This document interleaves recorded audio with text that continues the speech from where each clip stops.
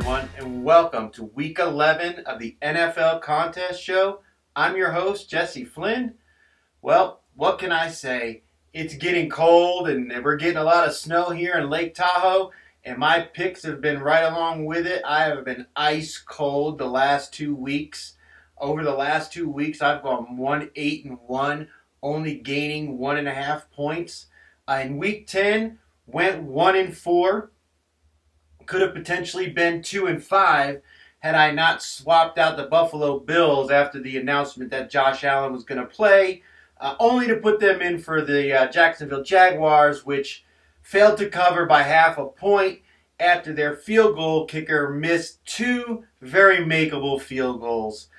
So the last 2 weeks have really put me in a tough spot, sitting at 27.5 points right now in 1,222nd place. So 2 weeks ago I was in 150th place. Now I'm outside the top 1,000. But the people at the top of the contest really haven't been having that great of a couple of weeks either. So even though I've been struggling the last 2 weeks, we have 8 more weeks left in the contest. So there's still time to make up for the last 2 weeks and get myself back up in that top 100 for one of those paid positions. The next 4 weeks are really going to be leverage weeks for me because I've got to make up some places with the last 2 weeks and how things have gone. So I'm going to be looking for spots that are not only potential winners, but are games that I don't think are going to be very popular and teams I don't think are going to be very popular in the contest. Week 11, we've already got some interesting things going on with some of these games. One of the games, the Kansas City Chiefs and Chargers, has been flexed to the Sunday night game. And we've also had the Buffalo Bills Browns game relocated to Detroit because of the weather. And weather could be a factor in some of these other games that are being played in these outdoor stadiums now that we're getting into the winter months of this year. So Week 11, the lines are set pretty tight. There's some some matchups in this week that, we've got some teams that had some really big victories last week. We've got some teams that had some really disappointing losses last week. We've got teams that are pretty much out of the playoff picture and teams that are still battling for a position. So you got to really dig through all that and try to find not only the teams that you think are going to win, but teams that are going to be motivated to actually play all four quarters of the game and give their best max effort in these games. So we're here Week 11. I've gone through and got my 5 games that I like. So let's get into it and see which 5 games I've picked for Week 11 of the NFL season. So my first game is the Philadelphia Eagles, -6.5, going on the road to take on the Indianapolis Colts. The one highlight of my week last week was not only picking the Commanders to cover the spread in that Monday night game against the Eagles, but to win that game outright. Now, I did have the Vikings, but I ended up taking them off of the card, but I did say I was sticking with the bet, so I had that bet as well, but didn't get a point in the contest. But the benefit to us is that the Eagles, who were 10.5-point favorites on the look-ahead line going up to this game, are now only giving up less than a touchdown. Actually, this line has moved to 7 in the markets now, so we're getting a better number at 6.5, just under the touchdown, the key number of 7. And the Colts, what can you say? They came out, they covered up the fact that they were going to play Matt Ryan, though that was the talk around Friday when that line went from 6.5 to 4.5 in favor of the Colts. There were definitely some fishy things going on, and it turned out that what they were doing was, hiding the fact they were going to let Matt Ryan start that game. But still, they looked really good against quite possibly the worst defense in the NFL in the Las Vegas Raiders. So, it's great that they were able to win the first game in Jeff Saturday's coaching career, but we've seen this in prior years where a coach is fired mid-season. They bring in the new guy. The team gets all motivated and up for that first game. They come out, they win the game, and then they fall right back into their same old ways. after that first game. And I think that's what we're going to see here. Matt Ryan, he played quite possibly the best game of his season last week. And again, it was against one of the weakest defenses in the league and a Las Vegas team that just seems to find ways to blow leads in games, as they were leading in that game by, I believe, 10 points at one point. So I think the Eagles are going to get right. When I said I thought the Commanders had a really good chance last week, I said the thing that was going to happen is they really needed to get all the breaks to go their way. They won the turnover battle 4-0, where up until that point, Philadelphia had only turned the ball over 3 times all season. They had numerous third down and short opportunities, which doesn't happen all that often in the normal game scripts. And they were even able to convert some fourth downs when they weren't able to convert those third and short. So, I mean, everything that could go right for the Washington Commanders last week did, and they were able to pull out the victory against the Eagles. But I just think the Eagles are arguably either, if not the best team in the NFC, the second best team in the NFC. And I think this loss was a good thing, because now they don't have to hear the talk about the undefeated season. They can get back to being who they are. They can get back to just trying to win games, and they can get back to allowing Jalen Hurts to do his thing and allowing this defense to play good against the run and allow the secondary to make plays the way they have all season. We also saw last week that the Eagles really struggled against the run. I said that they would probably struggle with the loss of Jordan Davis. Well, now their management has gone out and gotten 2 free agents to fill that void. So it looks like they're really all in on this Eagles team, and I just think they're way too good to be only a 6.5-point favorite against this weak Indianapolis team. Yes, the Colts' defense has been good, but their special teams is bad, and their offense, yes, they played one good game last week, but I don't expect that to be a continual thing. I think it was just a one-off in that first game for their new head coach. So I just think under a touchdown, Eagles, I think they're going to jump out to a big lead. The only thing I hope is that they don't take their foot off the gas, and after the way they lost against Washington last week, I don't think they will. I think they'll be able to cover this spread quite easily and get the victory on the road and get back to starting another winning streak. So for my first pick, give me the Philadelphia Eagles minus 6.5. So my second pick is the Pittsburgh Steelers plus 4 at home taking on the Cincinnati Bengals. Well, last week the Steelers were able to get the win at home with the return of T.J. Watt, arguably the best player on their team, and you just see how much of a difference he really makes for this Pittsburgh Steelers defense. And he was such a factor in only his first game back. Now he should be a little bit more into the game flow after having one game under his belt. I think this really lines up well for the Steelers' pass rush against the Cincinnati Bengals offensive line that we've seen time and time again just get blown up against good teams that can rush the passer. Joe Burrow is one of the most sacked quarterbacks in the league, and I expect this Steelers defense to put up another big effort like they did last week.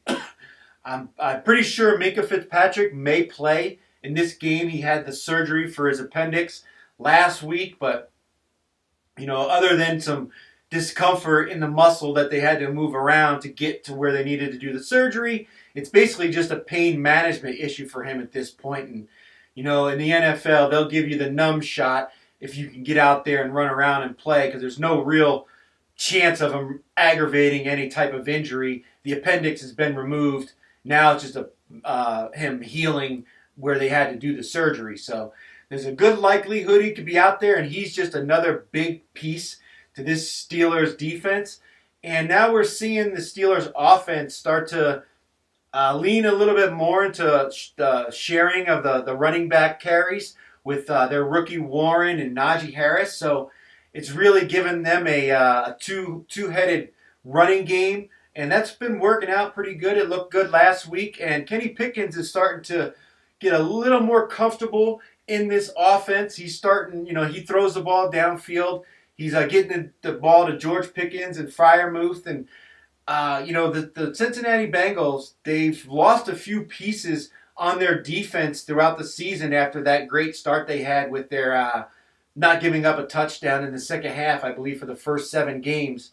They've suffered a few injuries, and I think it's a factor that's starting to show in this Cincinnati Bengals team.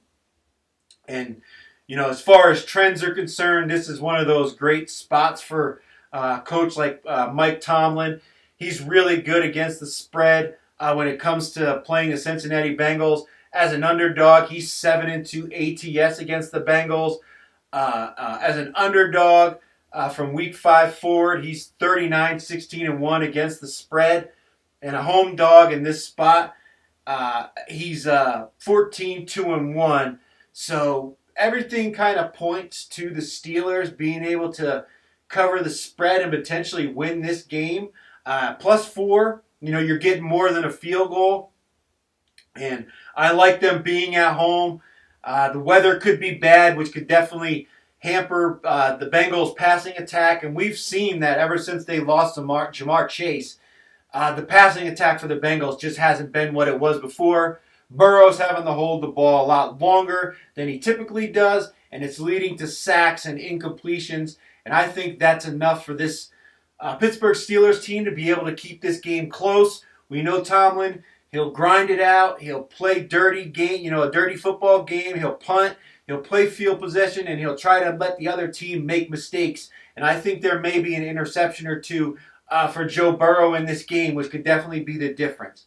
So for my second pick, give me the Pittsburgh Steelers +4.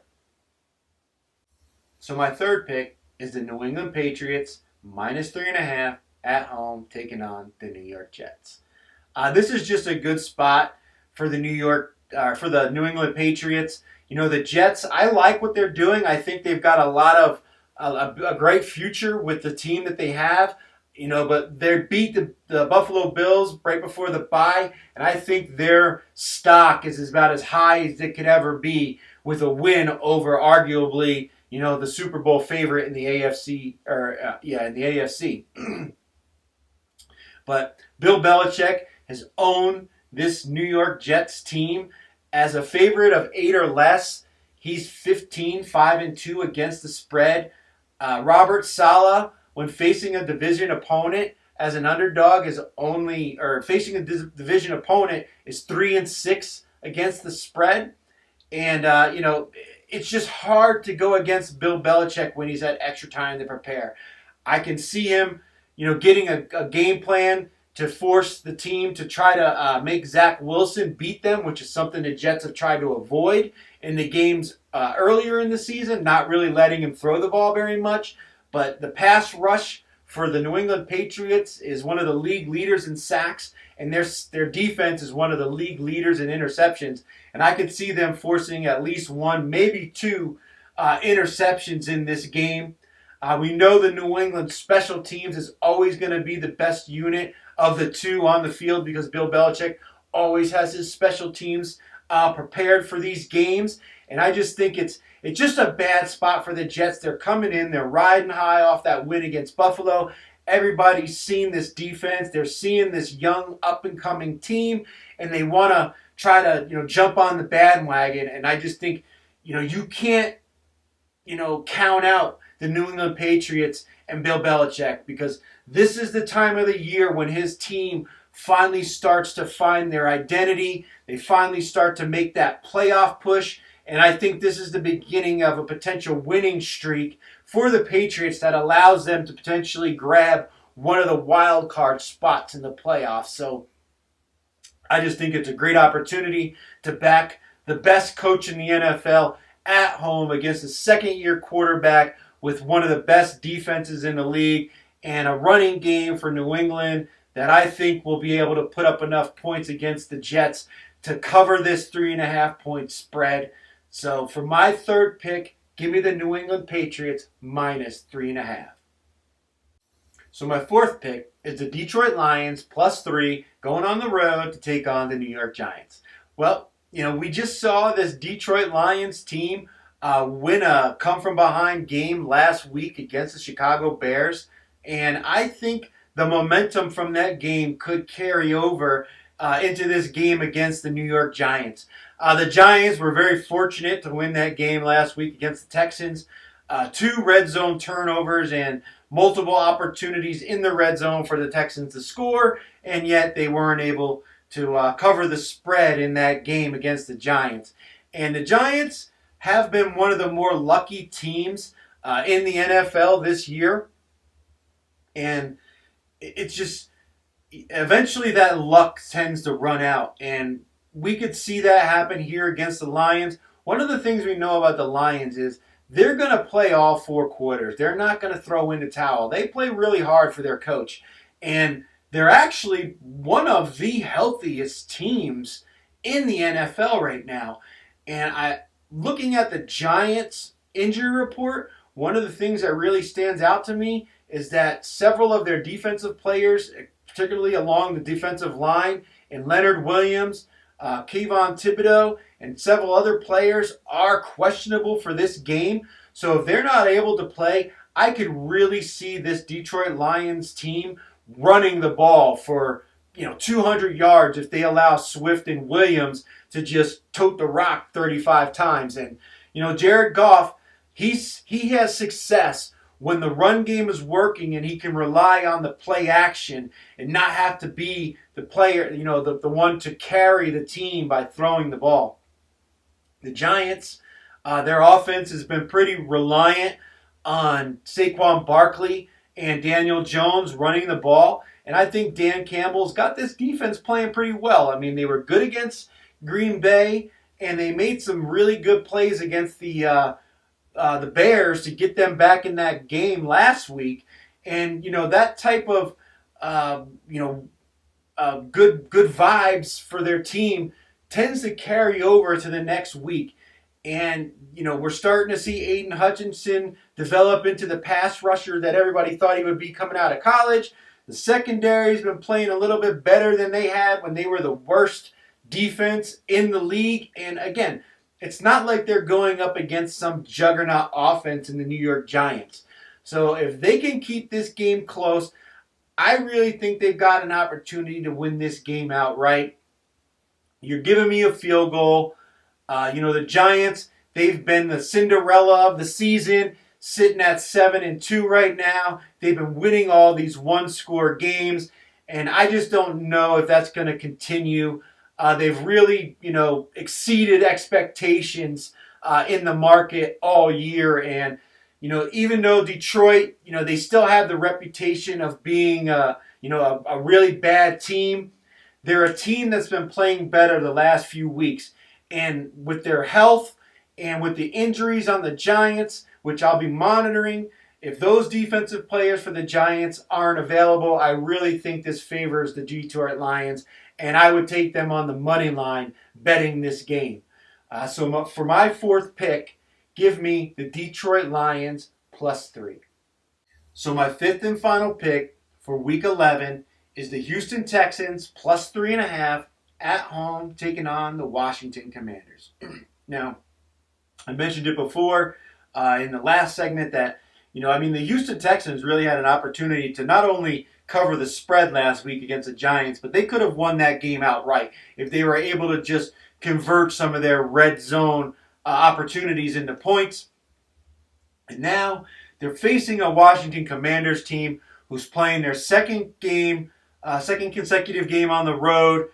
They got a short week after playing Monday night, and I don't think their stock could be any higher after beating the previously undefeated Philadelphia Eagles at home.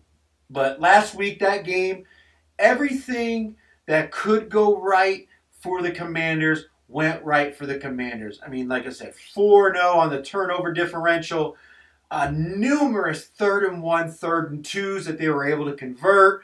I mean, it was just play after play after play that when they needed it, it just seemed to break their way.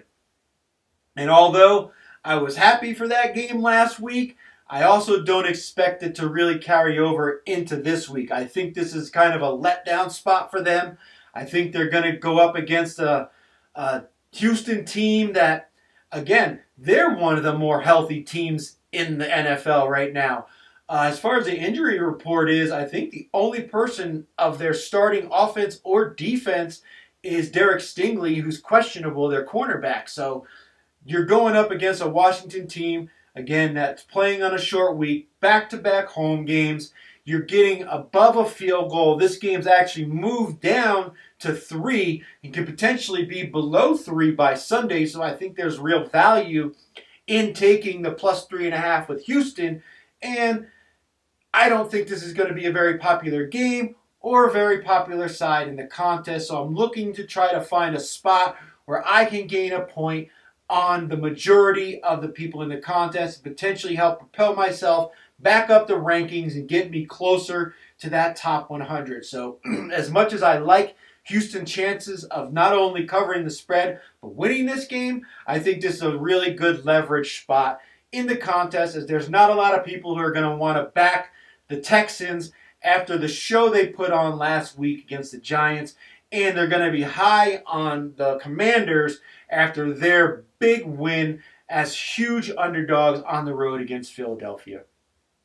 Taylor Heinicke, I like him, but he always gives the defense opportunities to create turnovers. And as long as Houston can not only take advantage of those opportunities, but they can limit the turnovers that the offense has, and especially when it comes to getting in the red zone, being able to put points on the board, I think they've really got a great shot here to pull off the win at home and beat the Washington Commanders, who are, again, couldn't probably be much higher stock-wise than they are right now.